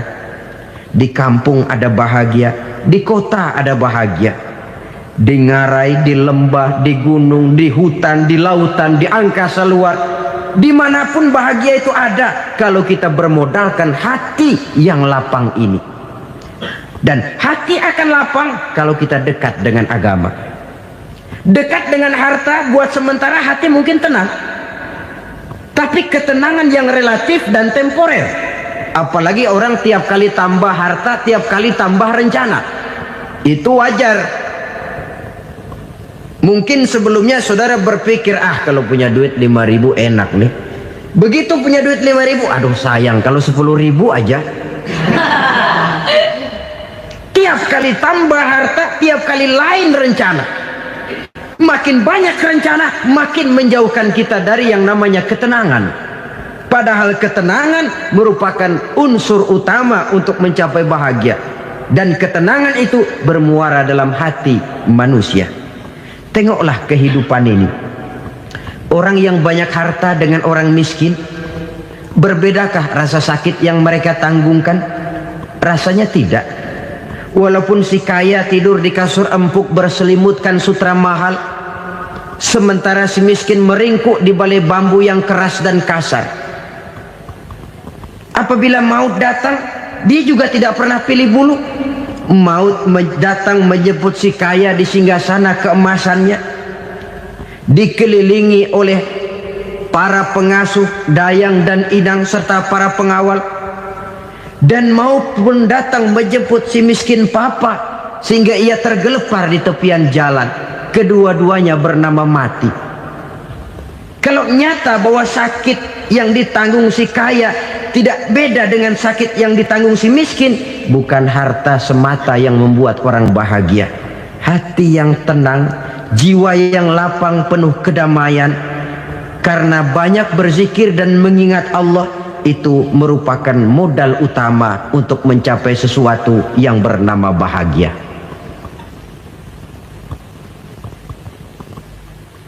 Saudara hadirin yang saya hormati, inilah yang pertama dari 4 ciri yang digambarkan oleh Nabi tentang tanda-tanda orang bahagia. Dan harus berangkat dari yang pertama ini, hati yang lapang.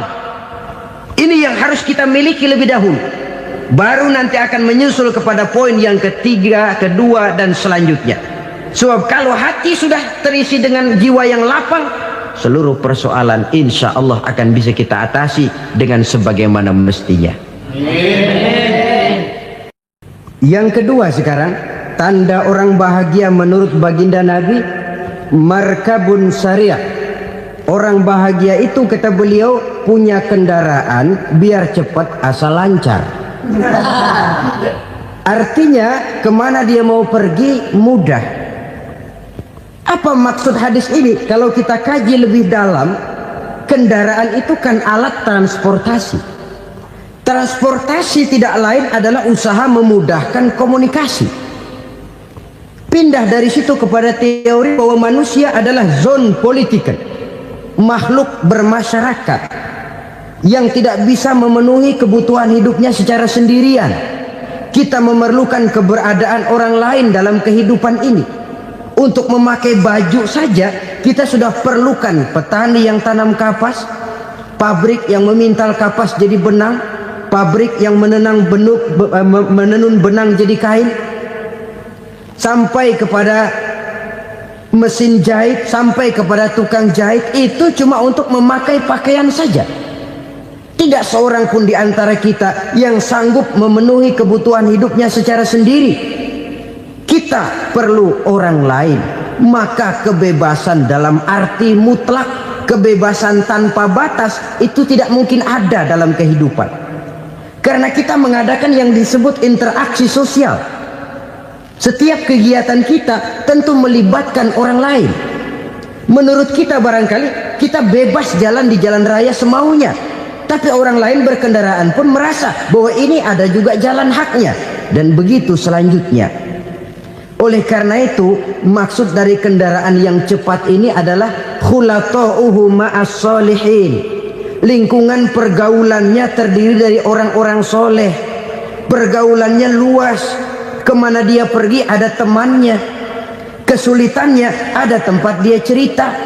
Dan kesulitan kalau sudah diceritakan kepada orang lain, taruh kata orang itu tidak bisa menolong, namun menceritakannya kepada orang yang kita percayai, kan paling kurang sudah mengurangi beban jiwa, mengurangi tanggungan batin, merasa masih ada tempat kita cerita. Maka lebih baik orang awam yang mau bergaul ketimbang orang setengah alim tapi ngunci pintu. Sebab nantinya akan timbul sikap picik, cupik pandangan, dan tidak luas menghadapi kenyataan dalam kehidupan ini.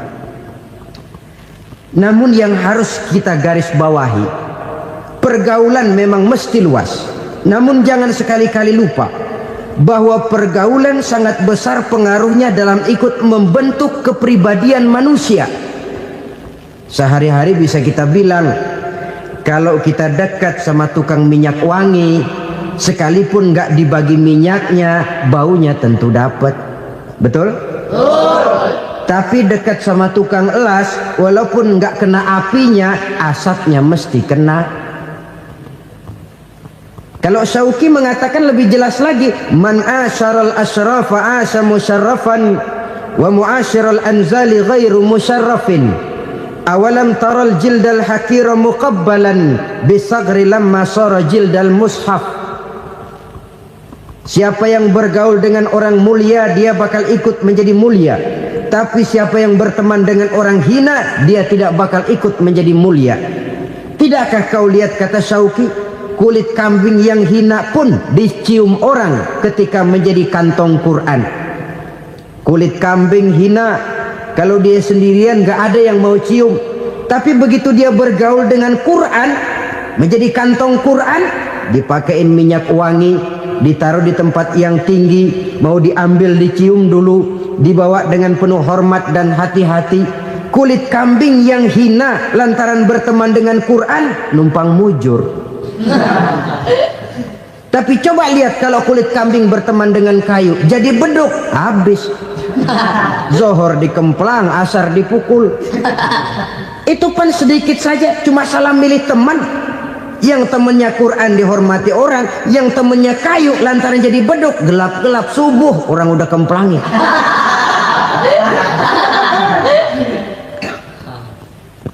Maka terutama kepada adik-adik remaja yang masih mencari identitas diri, yang ibarat kaset masih kaset kosong, mudah diisi oleh apapun, pandai-pandailah memilih teman dalam bergaul. Karena banyak orang yang tadinya baik-baik, ketika terseret dalam pergaulan dengan orang yang tidak baik, kebaikannya menjadi lentur dan luntur. Tapi berapa banyak bajingan-bajingan tengik, orang-orang yang berlumur noda dan dosa, tiap hari melakukan maksiat, namun bergaul dengan orang yang baik-baik, pada akhirnya sedikit demi sedikit beringsut dan berangsur dia terbiasa mengikuti kebaikan-kebaikan. Saya tekankan ini kepada remaja karena mereka masih mencari identitas diri. Apa yang mereka lihat mereka mau, apa yang mereka dengar mereka ingin tahu. Coba lihat kehidupan remaja. Pulang nonton film Rambo, pengen jadi Rambo, gagah, maunya belekai melulu. Pulang nonton film Superman, pengen bisa terbang. Pulang nonton India, nyanyi melulu. Wajar, mereka masih mencari identitas diri. Saya ini sebenarnya siapa? Lingkungan, pergaulan akan membentuk itu. Karena itu pandai-pandailah bergaul, karena ia sangat besar pengaruhnya dalam ikut membentuk kepribadian manusia. Apalagi sifat yang jelek lebih cepat menularnya ketimbang sifat yang baik. Sifat yang baik, watak yang soleh itu lambat sekali untuk menular. Tapi yang tidak baik, kan prosesnya mah kalau remaja biasanya mula-mula dengar. Karena dengar lalu pengen tahu. Karena pengen tahu lalu ngeliatin. Begitu ngeliatin kan pengen nyobain. Setelah nyobain ketagihan. Nah ini prosesnya. Yang namanya ganja, morfin, narkotik awalnya kan begitu. Mula-mula denger katanya kalau sudah fly to the sky, sudah melayang ke langit katanya, disitulah puncak kebahagiaan. Mulanya cuma denger. Karena denger pengen tahu. Karena pengen tahu lalu ngeliat, kumpul sama orang yang suka ngeganja. Setelah ngeliat, nah pengen ngerasain. Begitu ngerasain enak juga, ketagihan. Kalau sudah ketagihan jadi penyakit kronis, bisa merembet kepada yang lain. Iya kalau orang tuanya mampu untuk beli morfin, beli ganja. Kalau tidak kan pikirannya ngayap, jemuran siapa ya gue sabet. Timbullah perbuatan-perbuatan negatif yang bermula dari salah pergaulan. Apalagi buat adik-adik remaja yang tinggal di kota-kota besar, yang pengaruh budaya, pengaruh kesenian, pengaruh struktur kehidupan yang nampak makin individualistis, di mana persaingan tajam, tensi ekonomi tinggi, orang mudah mengalami stres. Pandai-pandailah dalam bergaul, sekali lagi karena ia sangat besar pengaruhnya dalam ikut membentuk kepribadian manusia. Orang bahagia punya kendaraan yang cepat, artinya punya pergaulan yang luas, dan lingkungan pergaulannya terdiri dari orang-orang yang soleh. Kemana dia pergi ada teman, kesulitannya ada tempat dia cerita. Tapi kalau sudah menyendiri, hidup sendiri, kesulitan dipikiri sendiri, bisa mati belum waktunya. Tidak ada tempat berbagi rasa, tidak ada tempat bercerita, tidak ada tempat mengurangi beban dalam kehidupan. Pantas betul kalau Islam sangat menggalakkan dan menganjurkan orang kalau sudah sampai waktunya itu untuk melangsungkan nikah. Kata Nabi, ya ma'syaras syabab man istata'a minkumul ba'at falyatazawwaj. Hai para pemuda, kalau sudah mampu memberi nafkah, kawinlah, nikahlah kamu. Kenapa? Sudah ada teman hidup, tempat berbagi rasa. Kesulitan kalau ada tempat cerita akan lebih ringan ketimbang kita telan sendiri, walaupun bobot kesulitannya sama beratnya. Saudara-saudara kaum muslimin rahimakumullah, inilah ciri yang kedua, punya kendaraan biar cepat asal lancar. Kemana kita mau pergi gampang. Dengan kata lain, setelah hati yang luas, pergaulan yang luas. Dua.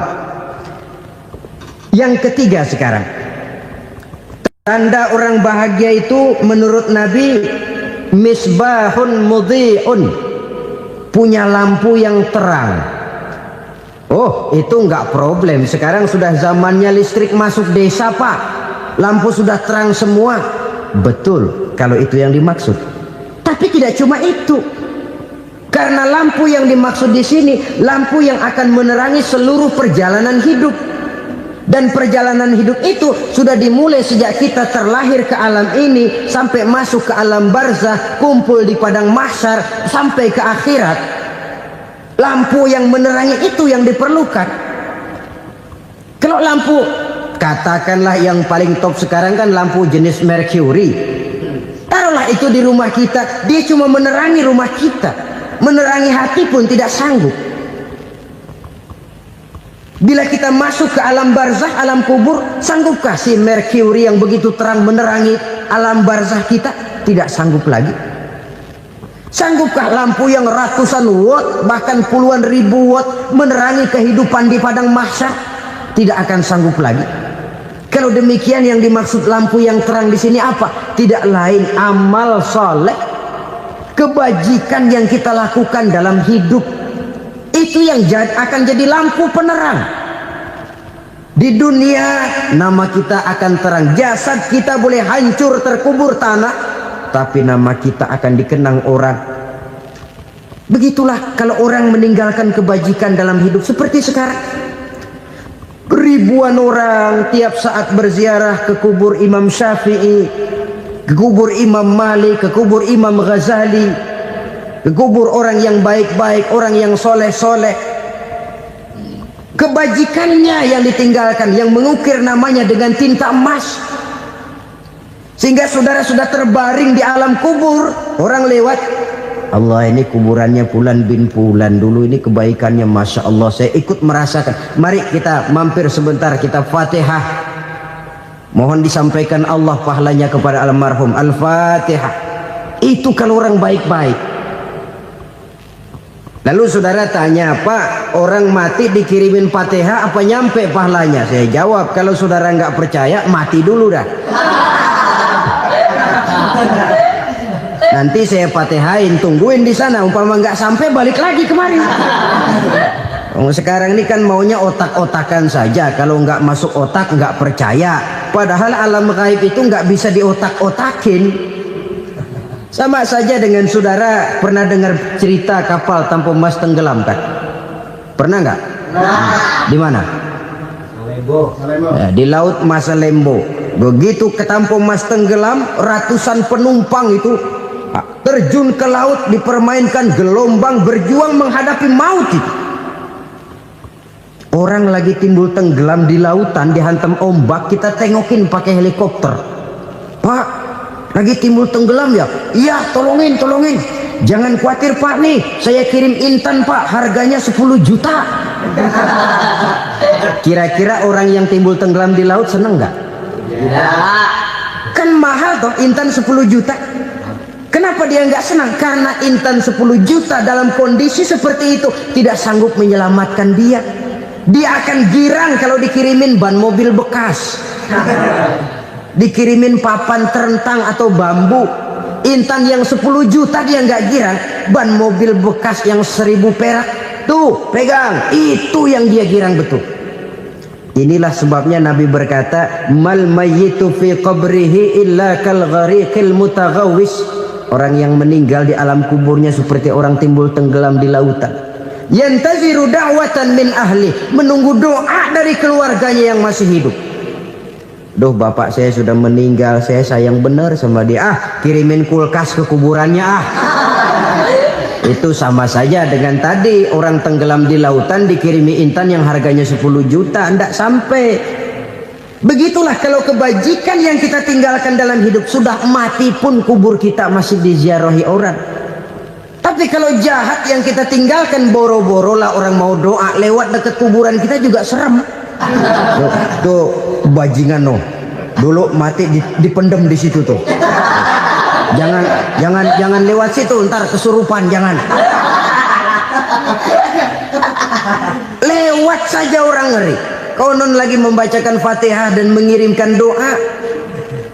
Hidup pada hakikatnya adalah kesempatan untuk berbuat baik. Maka sekali kesempatan itu diberikan, manfaatkan dengan sebaiknya. Sebab kesempatan kedua tidak akan pernah ada. Kesempatan berbuat baik di sini, di akhirat sudah pembalasan namanya.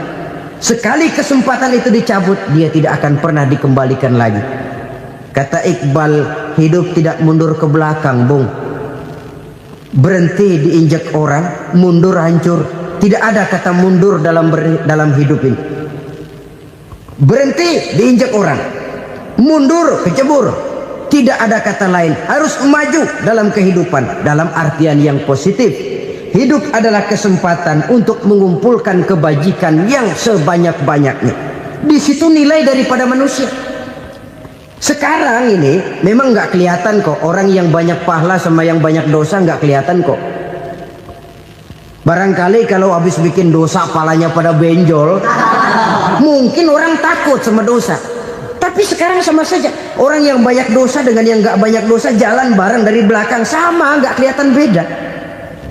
Tapi ada waktunya di mana pahala memegang peranan, di mana dosa diperlihatkan. Sama saja kalau kita bawa mobil siang, lampu kan nggak begitu berfungsi. Apa lalu bilang, alah ini lampu berat-beratin, copot-copotin aja dah. Tidak perlu begitu. Kenapa? Pada suatu saat malam senja akan datang. Bila matahari terbenam, senja pun datang, gelap mulai merayap, disitulah baru terasa perlunya lampu. Pahala begitu. Sekarang orang yang nggak ada pahalanya nggak kelihatan dalam kehidupan. Tapi pada suatu saat senja kehidupan akan datang. Ajal merenggut nyawa, malam merayap, dan hidup mulai diliputi kegelapan di alam barzah. Dikala itu kalau nggak punya lampu, alangkah malangnya kita. Sebab amal yang baik, kata Nabi, di alam barzah itu akan diciptakan menjadi perempuan yang cantik menemani kita.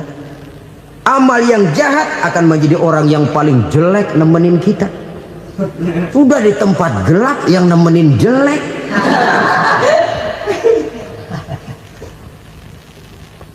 Kaum muslimin rahimakumullah.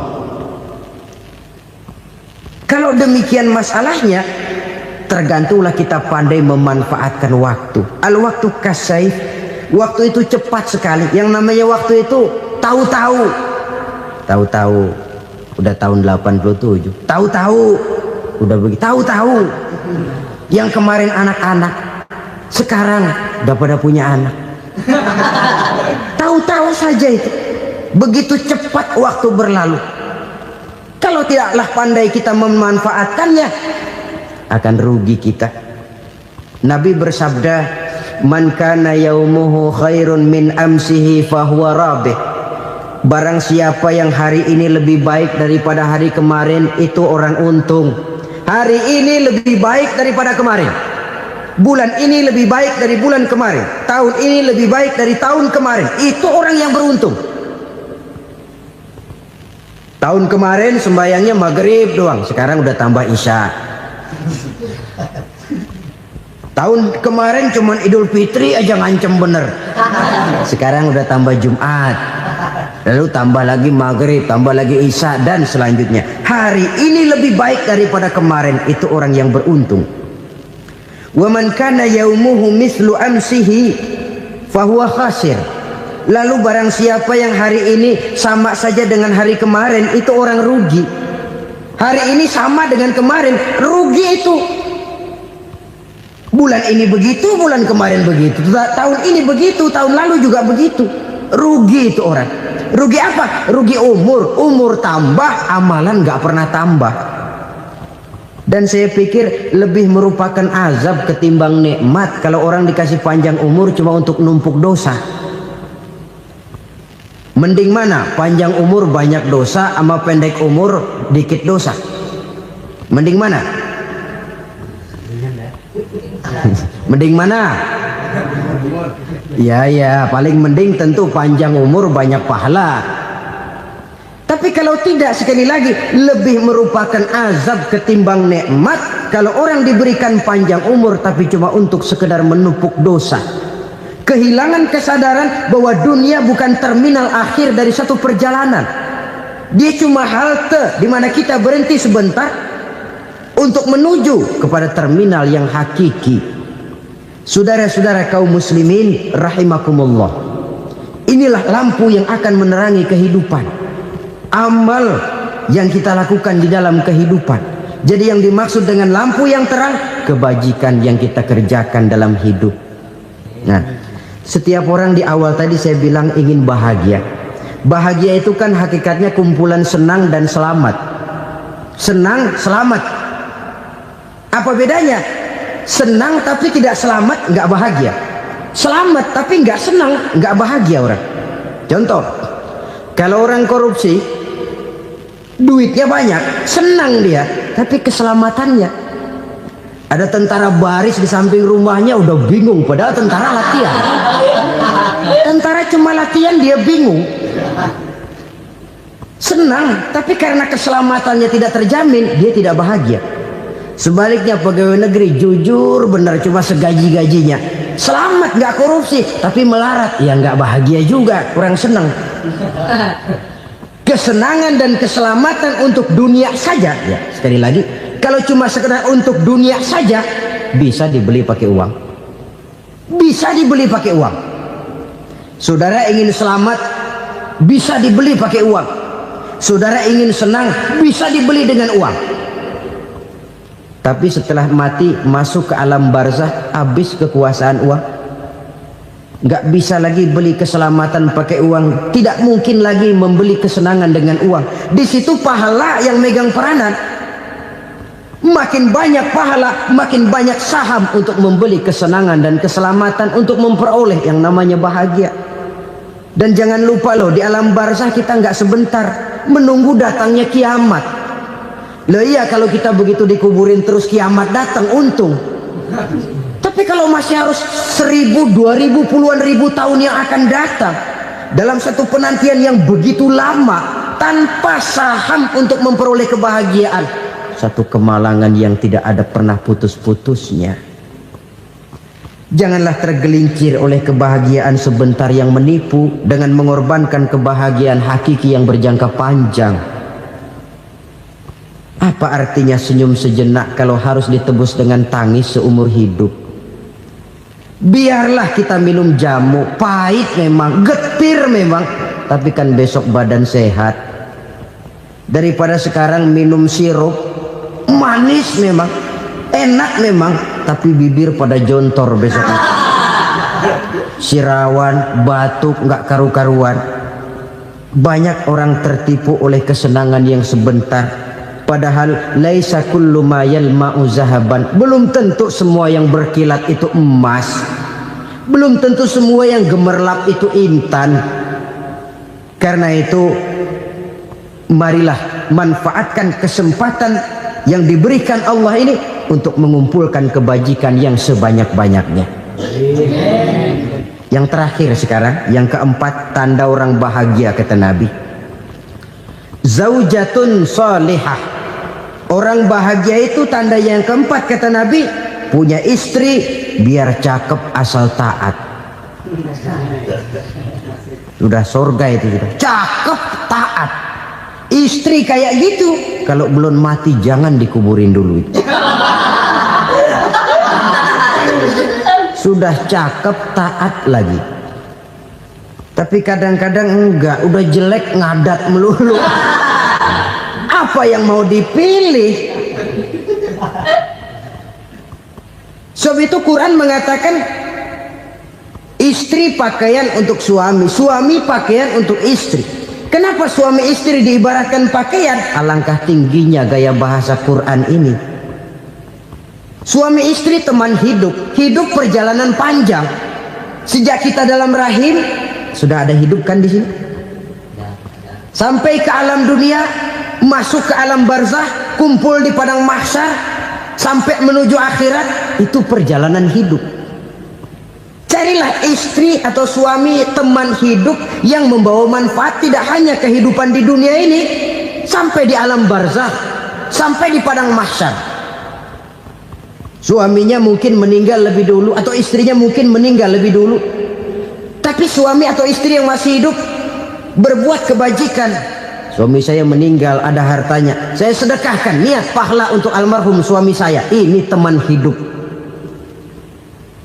tidak dibatasi dan tidak bisa dipisahkan oleh maut sekalipun. Zohirnya mungkin pisah, badannya mungkin pisah, tapi hatinya, jiwanya, kebersamaannya dalam menghadapi kehidupan. Karena itu saudara-saudara, bahasa Quran indah. Suami istri diibaratkan seperti pakaian. Apa fungsi pakaian? Pertama, pakaian jadi kebanggaan. Artinya suami harus menjadi kebanggaan istri, istri harus jadi kebanggaan suami. Yang kedua, pakaian itu kan fungsinya menutup aurat. Artinya sesama suami istri harus saling menjaga kekurangan masing-masing. Jangan malah sesama suami istri saling membongkar rahasia dan aibnya sendiri-sendiri. Istrinya diceritain jeleknya di mana-mana, atau suaminya dibongkar rahasianya di pasar umum. Itu sudah tidak lagi berfungsi sebagai pakaian. Kenapa semua ini diperlukan? Karena kita menyadari bangsa yang baik terdiri dari masyarakat yang baik. Masyarakat yang baik merupakan susunan dari warga yang baik. Warga yang baik adalah terdiri dari rumah tangga yang baik. Dan rumah tangga yang baik merupakan susunan dari pribadi yang baik. Dari situ langkah dimulai. Membangun satu bangsa yang baik diawali dengan membangun rumah tangga yang baik, dengan menciptakan pribadi-pribadi yang baik. Sehingga dari sini diharapkan berkembanglah nilai-nilai kebaikan. Orang akan bahagia mempunyai istri yang soleh. Kenapa? Tidak ada seorang suami bisa sukses jadi apapun dia, apapun profesinya, dokterkah, kiaikah, mubalikkah, petanikah, pengusahakah, pejabat tinggikah. Tidak ada seorang suami yang bisa sukses tanpa peran serta istrinya. Walaupun memang peranan itu tidak begitu kelihatan, tapi sangat menentukan. Karena itu, saudara hadirin yang saya hormati, Islam sangat menghargai kaum wanita, memberikan kedudukan yang tinggi sepanjang tidak mematikan kodrat kewanitaannya. Nah, kalau sudah kesuksesan ini diawali dari rumah tangga, karier di masyarakat mudah untuk dikejar. Tapi keberantakan di rumah tangga merupakan kegagalan pertama di tempat lain. Nah, inilah saja yang dapat Al-Fakir sampaikan pada pertemuan kali ini. Terima kasih.